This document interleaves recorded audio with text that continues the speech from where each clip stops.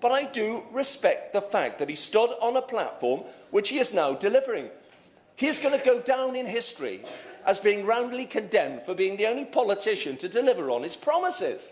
Now, I know that's a peculiar thing in the politics that we're used to here, that politicians actually stand up for something and then deliver on them.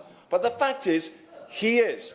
And I know that we can all go back and talk to the people that we know in our own little echo chambers, and that we all hear are the same things. But the fact is that there were 61 million people who voted for Donald Trump. And when we stand up in this country and then condemn him for being racist, and I've seen no evidence of that, I have seen no evidence of him being racist, or that they attack him in an unseemly way, we're actually attacking the American people, the 61 million people who voted for Donald Trump.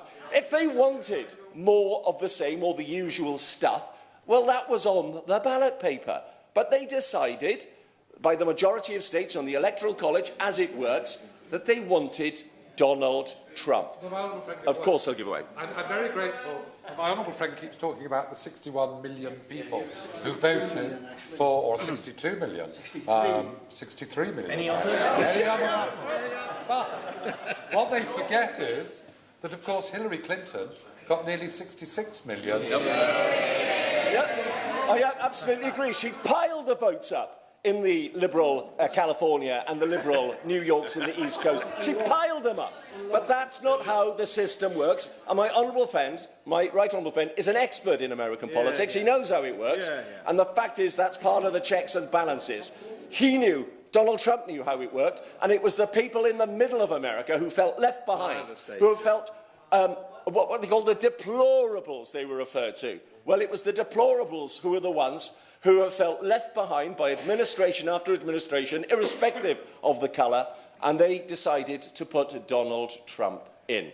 One thing I would say, because we've got limited time, I hope people here too will condemn the trolling of Baron Trump and Melania Trump. We talk about sexism and racism.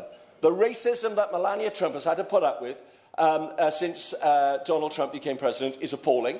When she read the Lord's Prayer on Saturday in Florida, the amount of people who had a go at her for doing that, and the fact that she's from Slovenia, that she hasn't got an American accent, quite appalling. So let's hear a bit of parity. And the other thing is, I don't want this House to be brought into disrepute, as my honourable friend from Newport said, in as far as double standards. Double standards. We can refer to all the things about Donald Trump, as some people have, even though he's democratically elected. Xi Jinping was here last year.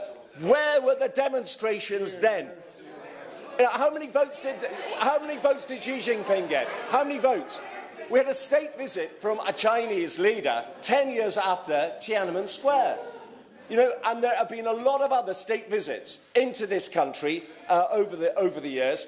And it's double standards. It's simply because people in this room, and maybe in this country as well, cannot understand why it is that the people voted for Donald Trump, why people voted for Brexit. And until people in this room understand that, then I'm afraid there's going to be more of the same. The people who feel left behind have spoken, and they voted for Donald John Trump. Right Honourable David Lammy.